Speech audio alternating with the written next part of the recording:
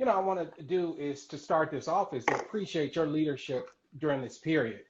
And I know we've seen a number of election periods, but as I think about leadership, particularly at the NAACP, we know that when we had Kwasi Mfume, he had to deal with 9/11 and the post 9/11 policies. And Bruce Gordon had to deal with Hurricane Katrina. And how do we achieve some level of equity following a natural disaster? And Ben Jealous had to deal with everything that was happening following the brutal killings of Trayvon Martin and Michael Brown. Hmm. And Cornell had to deal with following up on Mother Emanuel Church and the racial violence following that in Charlottesville. Well, Derek, you've had to deal with police brutality, racial injustice in the midst of a global pandemic. And so Hmm. you've had all of that combined. And I just want to say thank you because you've done this while growing the NAACP, updating the NAACP, and improving the NAACP as a racial justice, social justice machine. And that's quite an amazing accomplishment. I appreciate it. And if you didn't take a bite of your pizza while I was saying all of this, you missed We an good. opportunity. It's interesting. You named many of them, and trust me, they're on speed dial. I was on with actually you mentioned Ben Chambers. I was on a call with him last night, and he just got a new PBS show. I'm on with, and Fume was on before the election, after Ben Johnson and I talked. So having a set of individuals, including you, who's an alumni NAACP, is always helpful because there's no need for me to make mistakes of the past when I can call and pick up the phone and say, how can I do this better? As we all know that this institution has a legacy, but the legacy by itself isn't enough. And we have to Right. grow for the next iteration of individuals who will be stewards of the association so they can talk about the legacy we leave behind, not the legacy we're resting on. That's right. That's right. And I think that, we've done, I'm not going to date us, but we've Oh seen, no, I'm 38. I don't know. we, I think you was always a little bit older than me, so yeah. never that. I mean, we've seen decades of elections. Yeah. And yet, during each election, we said this is the most significant election. Talk a little bit about why you think that this 2020 election is the most significant election we've had. Right. So we had a juncture where, or an inflection point, where we as a nation must decide, are we prepared to go into a future that looks much more diverse and inclusive and just, or are we going to settle for the level of intolerance and racism, anti-Semitic, xenophobia that's germinating out of this White House? And the tone that's been set out of this White House is very analogous to 1915, when Woodrow Wilson allowed Birth of a Nation to be viewed at the White House, sending a message that film was a clear signal for white supremacy and Klan activity to spread, to the point that in 1930 there were more members of the Klan in Indiana and Michigan than it was in states like Georgia or Mississippi. And so that inflection point is really what's on the ballot. Are we ready to move forward, or will we be stuck in time that won't be kind to many of us? Yeah, I agree. I think that that's exactly on point. I feel like in 2016, I feel like we forget that these are powerful positions that individuals are running for, president, senator, but these are service positions. Mm-hmm. And in many respects, in 2016, I believe that there are a group of people that sort of got caught up in asking or saying, well, if X isn't going to serve me, I'm not going to sit at the table. And what's the old saying? You're either at the table or you're on the menu. On the menu. And in many respects, many of the issues impacting Black people were on the menu. They ended up on the menu, and we got poor service. Healthcare was on the menu, poor service. Education was on the menu. Betsy DeVos gave us poor service. Climate was on the menu, poor service. Racial justice on the menu, poor service. So again, we find ourselves in a situation where these issues are on the menu, and they're critically, especially in the midst of what we're dealing with, this COVID-19 moment. And we have an opportunity to determine how we are served to address these issues. And if we miss this opportunity, I think it's going to be that much more difficult for us to get to the table. in Yeah. another 4 years. And along with that, we have to step back and do a real analysis about where we are, how we got here, and whether or not the tools and strategies we've used in the past are still relevant to the day's reality. Hmm. That's really important. I used to say when I was over in Mississippi and NAACP, we can no longer use 1960 tactics for a fight in the current reality. Not to say that the 1960 tactics were bad, but those tactics fit the time. And so as we begin to look at what would fit the time, we need to adjust and prepare ourselves for that, whether it's social media. We've never seen information and news democratized the way we have seen it over the last 5 years. Trayvon Martin was the true exclamation point on that, because you had real-time reporters in the street on their own channel, using their own platform, promoting the true narrative of what was taking place on the streets, and not relied on a corporate controlled media setup. So we have to adjust as an organization, as a community, as a set of activists to the times, while at the exact same time recognize who are we accountable for, because social media has always also opened up the door for social media celebrities. That's right. And they're not accountable to anybody. They can just state their opinion when they roll out of bed, and if it's not anchored and grounded in the true essence of who we are as a community, we can lose our way there too. So we are in a new norm. Well, Derrick, what do you say to those who say, hey, my vote doesn't count, and the system doesn't work for me, so why should I vote? You know, I hear that question a lot from people asking me that question. Hmm. I don't hear that question as much from people sitting in the barbershop or when I'm at, you name the black restaurant, because I love going to our places where our people exist, or in church. What I do hear in those conversations are the curiosity of around a set of policy considerations, or why things are structured this way, or a level of interest or dearth of knowledge around, wait a minute, how do systems work? And so I engage in those conversations more than I do, why do my vote count? You know, my child was not allowed to do X at school. What can I do, or why is it like that? And then I start explaining, they said, oh, I never realized that the mayor appoint the city council, confirm, school board members sit on the board who set the policy, and who elect the superintendent who oversees the administration. I mean, that breaking down of civics, I'm seeing is the real need across the board. Yeah, did you have to bring up the barbershop? Maybe I'm asking the question because I haven't been to the barbershop in a while. So, but I haven't either. I mean, it's funny. The barber, it's funny. I said barber, you bring it up. Being a barber in today's COVID reality, you have to be more agile to meet the reality, to meet the time. So I'm seeing more barbers being mobile barbers, or sanitizing their shop and only doing appointments only. And then there's a whole nother barbers who are out of the business. That's the same thing for an organization like NAACP. That's the same thing for the Black community. We have to really know what time it is so we can be agile enough to meet the needs of our base. And the barbershop, in many respects, in communities, Black communities, has sort of been a town hall meeting setting. Oh, yeah. Where you learn, you discuss, you test theories, and all the rest. But, one of the things I often say for those that are upset with the current direction of the country, I remind them that to become president, Trump had to win states. And when we look at 2016, Trump won Florida by 113,000 votes, but yet we have 379,000 Blacks who didn't vote. Michigan won by 11,000 votes. We had 277,000 Blacks that didn't vote. Pennsylvania, 44,000 votes, 238,000 Blacks who didn't vote.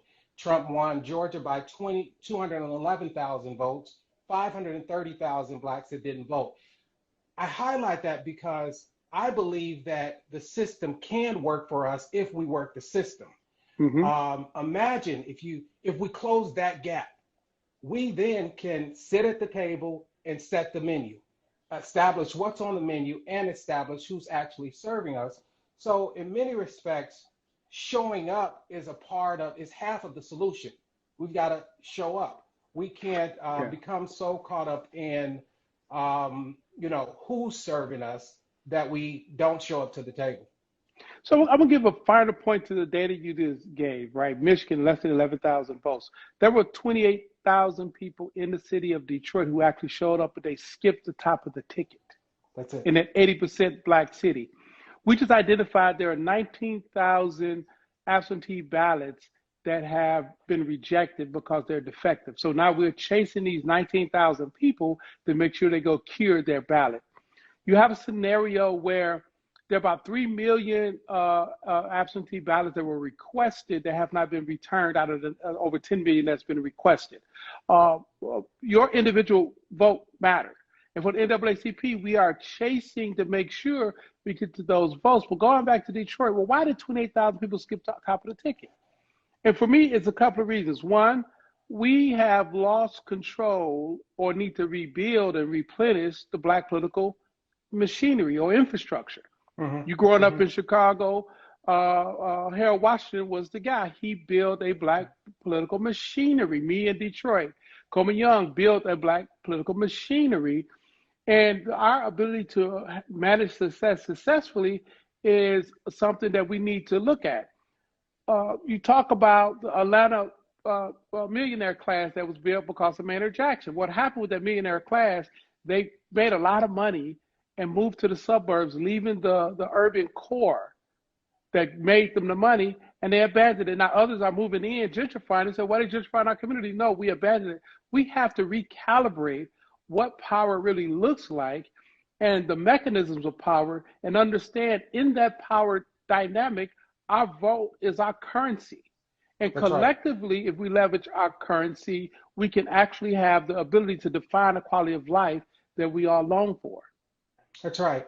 Well, I mean, and in highlighting these numbers, there are also a high level of voter suppression that's impacting the numbers also. So I don't want us to assume that everyone who didn't vote, that I just highlighted, didn't want to vote. That's right. And I know the NAACP has always been the forefront of election protection. Can you talk a little bit about the level of voter suppression and the various tactics that we're seeing across the country being used to suppress the vote? Absolutely. So I'll start with this when we talk about vote suppression 7 days out. Our job to overcome vote suppression is overwhelm the system with legitimate votes from our community. Because that's the number one way you deal with vote suppression is overperform, so the fraction of a percentage they try to knock off, we make up for with voting. That's really important 7 days out to give the message that if you are in line and someone is trying to deter you, don't get out of line, cash your ballot. If you get there, they say you can't vote for some ancillary reason, doesn't matter. Ask for provisional or affidavit ballot, cast the ballot. We must overwhelm the system with legitimate votes from our community. That's part one. Part two, there are efforts writ large, everything from scare tactics, the militia gonna show up at the polling place, to changing the polling location, to limiting the days by which individuals can return their mail-in ballot, to limiting when the jurisdictions can count a ballot. They have to be received at the end of the election day, or can they be received up to 3 days after? We're in the middle of several lawsuits, whether it was from Pennsylvania down to Texas. In Texas, we have to file a lawsuit because the governor didn't want local election administrators to provide or require the poll workers and voters to have PPE equipment. So it runs the gamut in terms of trying to deter individuals from casting a ballot. And now we have a federal court that's poised to prevent the counting of ballots after they are placed in a box. Before NAACP, we're telling people with all of that's taking place, recognize the value of your vote, because if it wasn't valued, they would be spending tens of millions of dollars to try to prevent your vote. And how we overcome what they're doing is showing up like we've never showed up before. That's right. That's right. And I was listening to President Obama a couple of days ago, said, come up with a plan, vote as early as you can. And I think that that's a sound recommendation. And I think a lot of people are taking advantage of that. You know, currently, there's some 70 million individuals who have already voted early. We're by far outpacing, 2016 in that respect. It's believed that up to 85 million people might vote early by November 3rd, and we're likely to have 150 million people voting, which would represent about 62% of the turnout, which would be the highest in modern time. The highest before that is 2018, when we saw Obama versus McCain at 61% turnout. But in your mind, in a nonpartisan way, what does winning look like? What does winning for the Black community look like coming out of this election? So with the 12 states that we're targeting, we can impact 190 electoral votes. If we're able to grab all 190 electoral votes, that's winning. If we can increase voter turnout by 5 to 7% of low propensity voters, these are individuals who are actually registered to vote. They may have voted in 2008 during that high water mark. They may have or may not have voted in 2012. They probably didn't vote in 2016. We may bring 5 to 7% of that target population back in our target areas.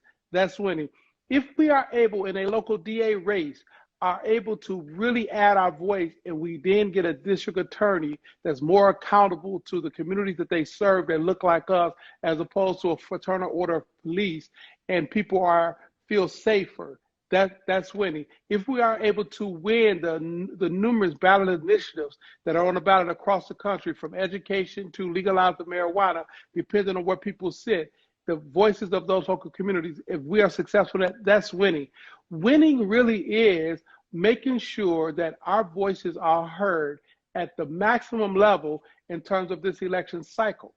Not to say that we have to be in unison about who we support, but making sure we add our voices to the process to really exercise our right to vote.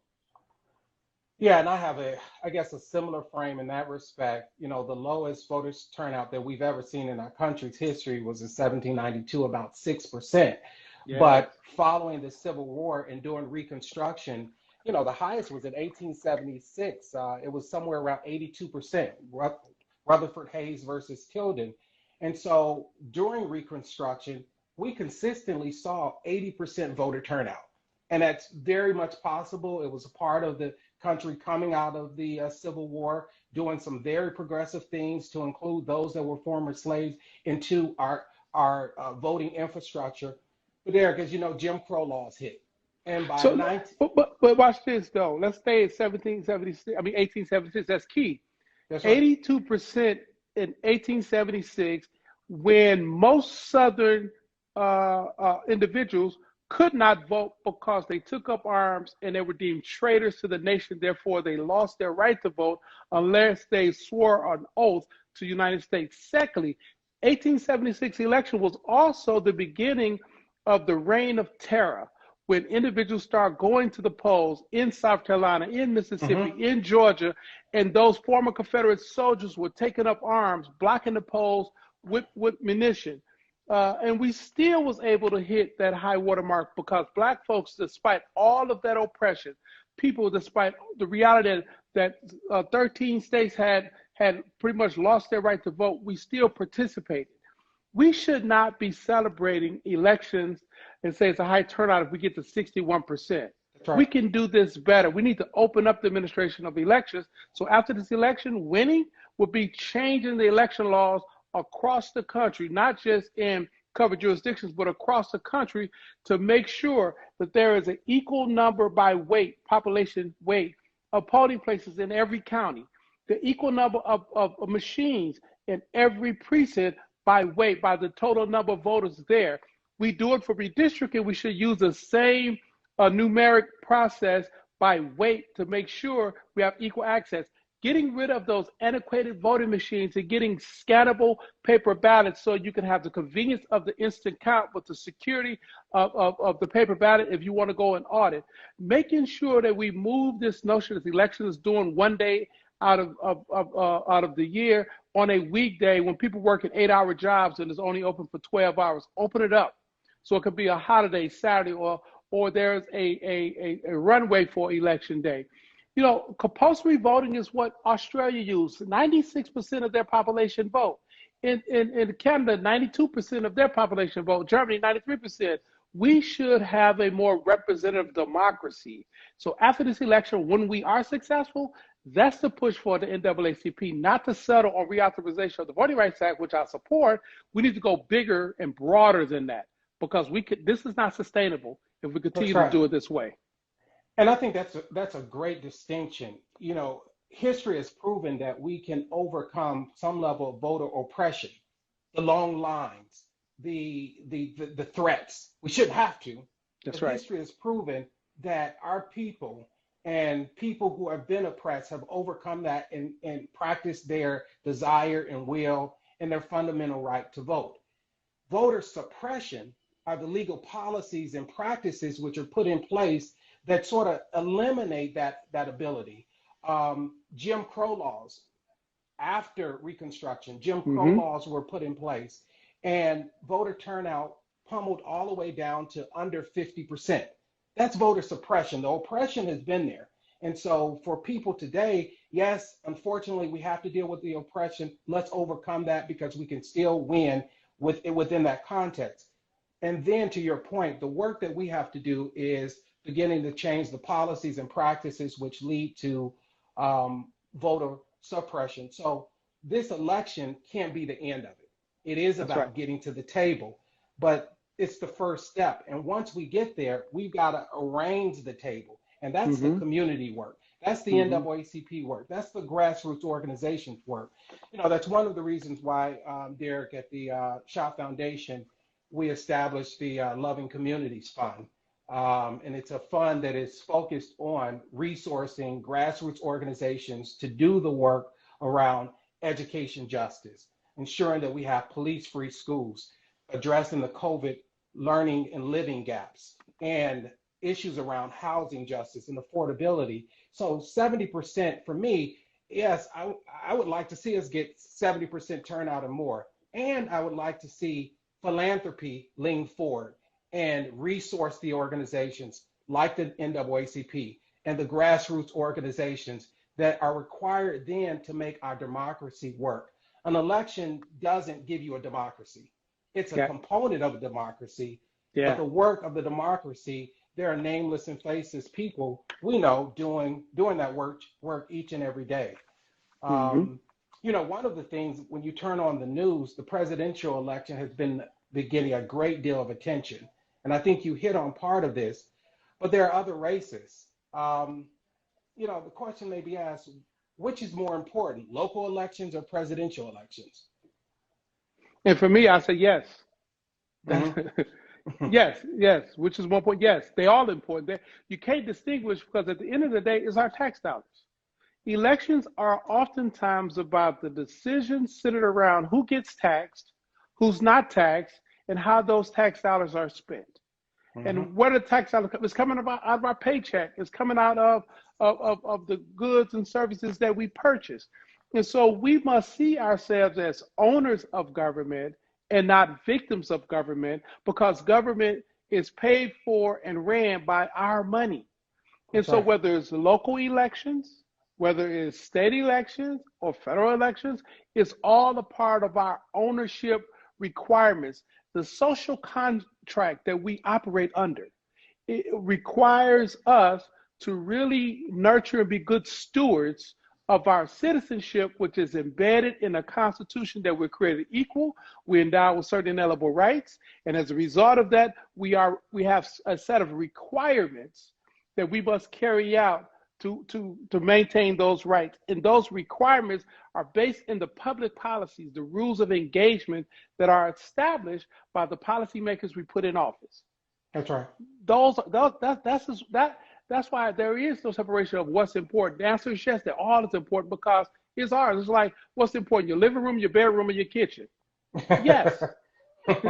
Yeah, I like to use the metaphor of the human body. In many respects, the federal government is the central command, or the brain. Well, maybe not lately, but the brain sort of sets the tone. Protection around healthcare, protection around justice, protection around democracy.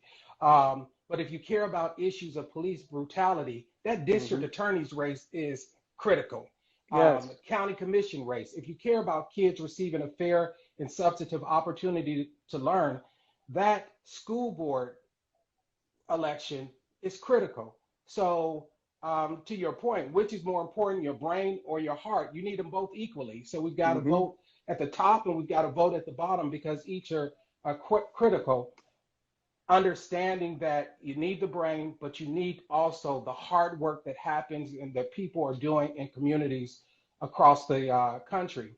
You know, Derek, speaking of the hard work, I don't know if you watched during the NBA playoffs.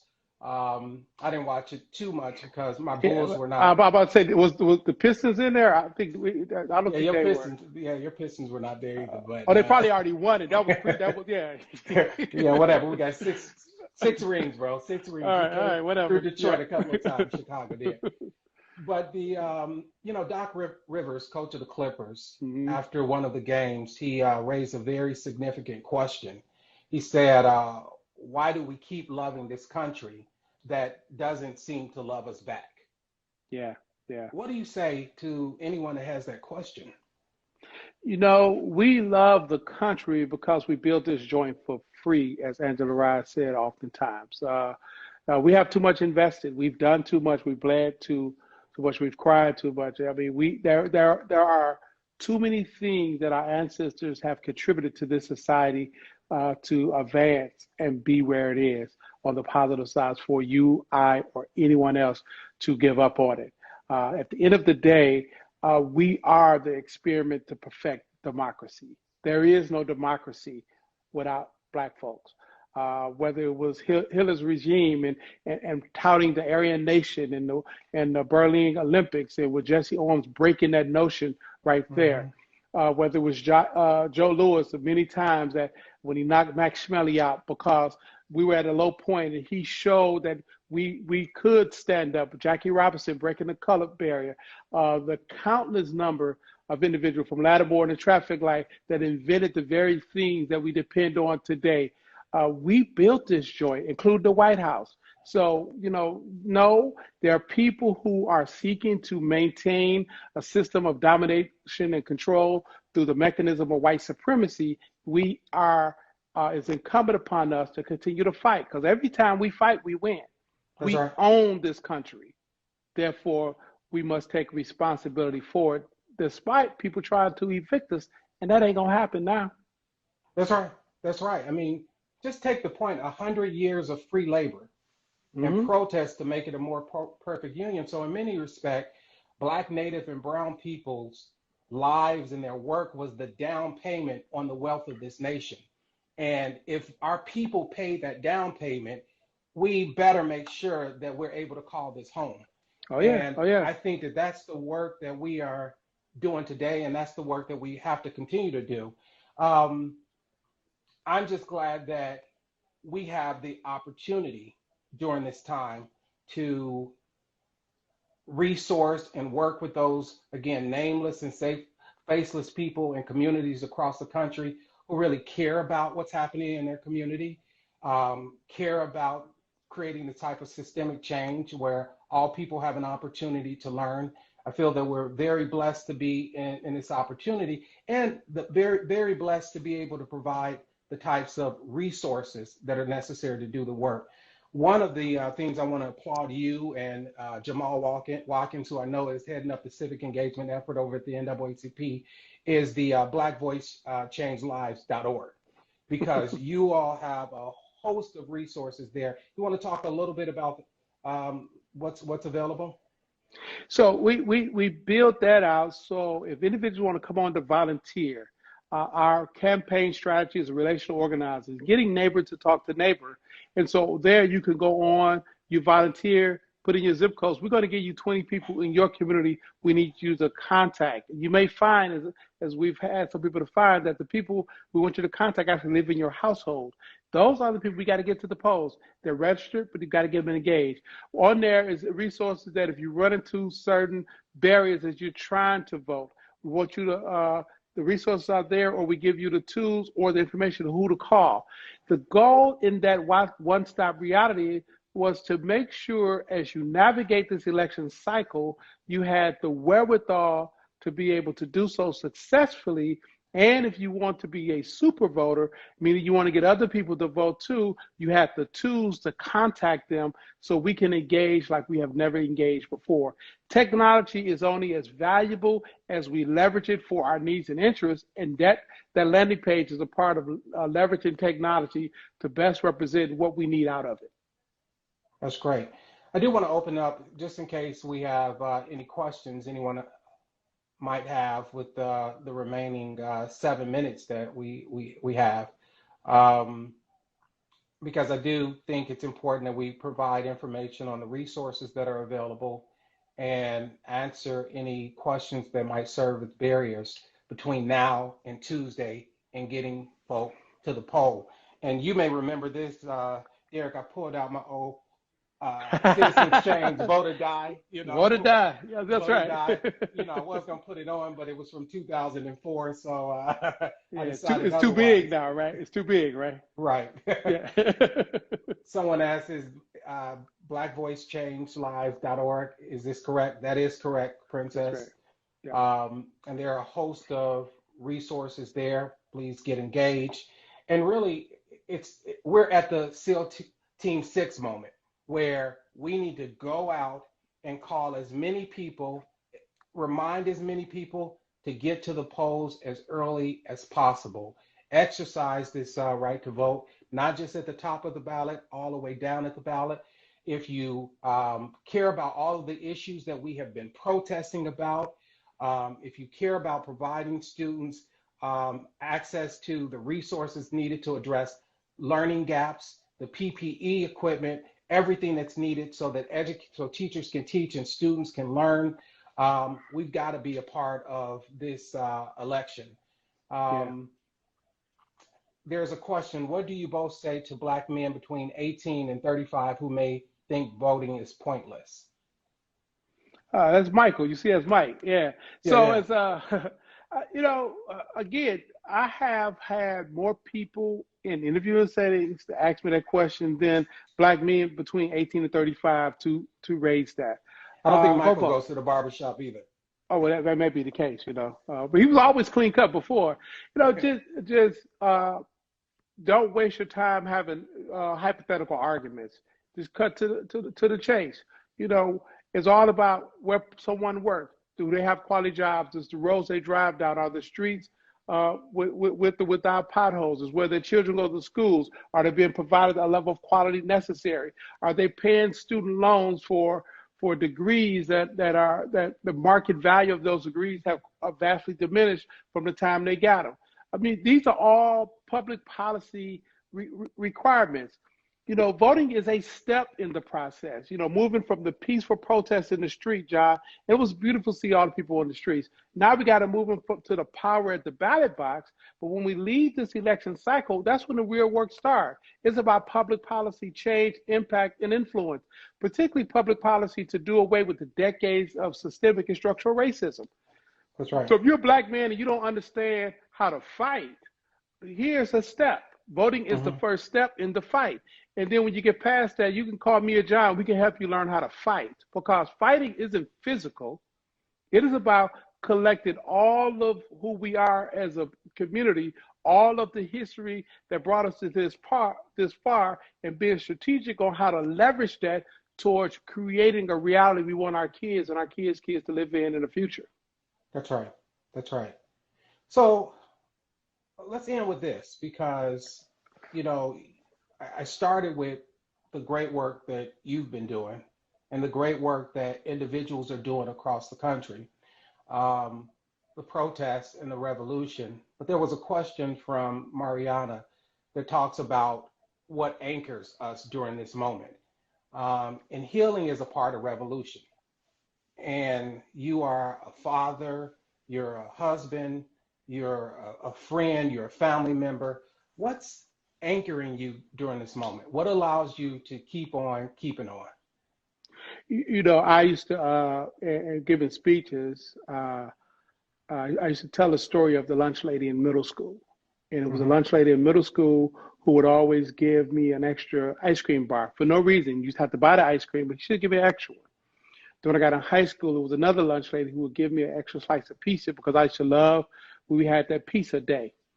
But once I realized that those lunch ladies who cared enough about making sure I felt good, because I was the only child in the hood and I couldn't fight, so I had to learn negotiating skills very fast where I grew up. But if you cared about those individuals who looked after you, not because they knew your parents, just because you realize that they oftentimes were underpaid, undervalued, lived in the neighborhoods that others see blight in. That's what anchors me. If we didn't do for those who are around us, who put us in this posture. I am the first to finish college in my family. So I have a whole family of individuals who worked hard every day and was undervalued and underpaid. I lived in the neighborhood and grew up in a neighborhood that was neglected and was dumped on. I have seen the reality of what happened to children who come in households because of economic and other stressors who became chemically dependent. I fight for them. That's what anchored me, because I wouldn't want any child, any family, any community to have to go through that reality.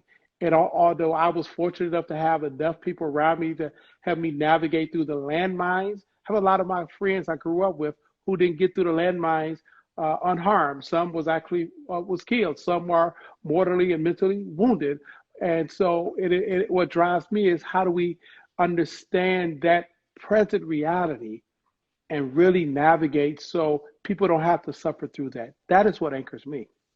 That's right. You know, I have a colleague that often says racism is nothing but institutionalized lovelessness.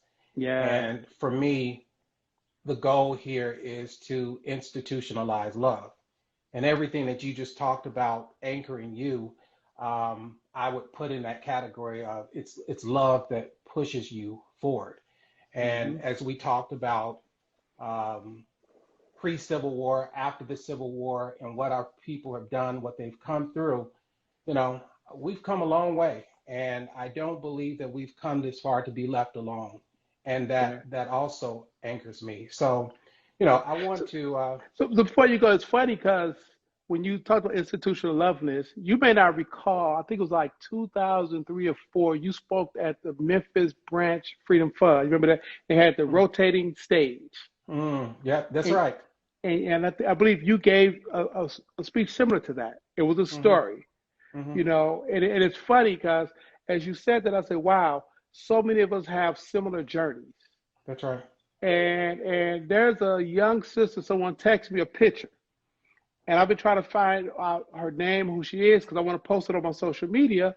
And it reads on there, if Harriet Tubman would have left you behind, uh, and she was fighting for you to go to freedom, then I don't have time to argue with you.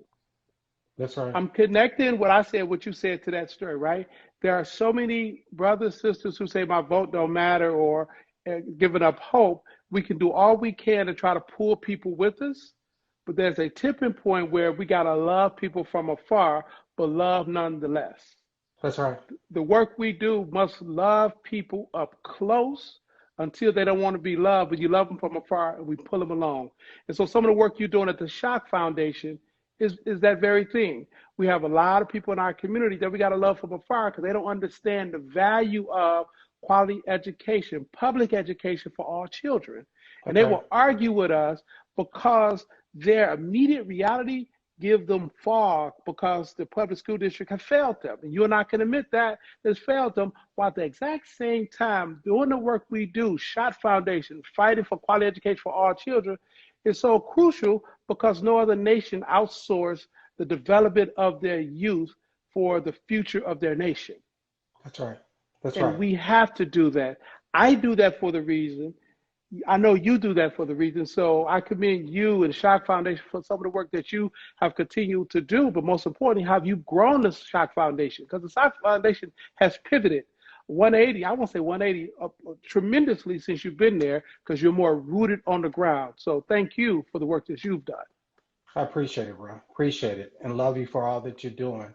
So we enter this election with faith, hope, and love. And we know that the greatest of these three is love. So if we go out and do what we do in love, we will win. Appreciate you, brother. Great All right. having this discussion. Um, one last question. I think we'll end up somewhere around 65% turnout. Do you have a prediction? I say we're going to win. Great. All right. And you know why? Because when we fight, we win. And I'm seeing a lot of black folks standing in the line 8 hours, 10 hours fighting. And when we fight, we win. Well said. Love you. Great. All right, take care, man. Love you. Take care. Bye.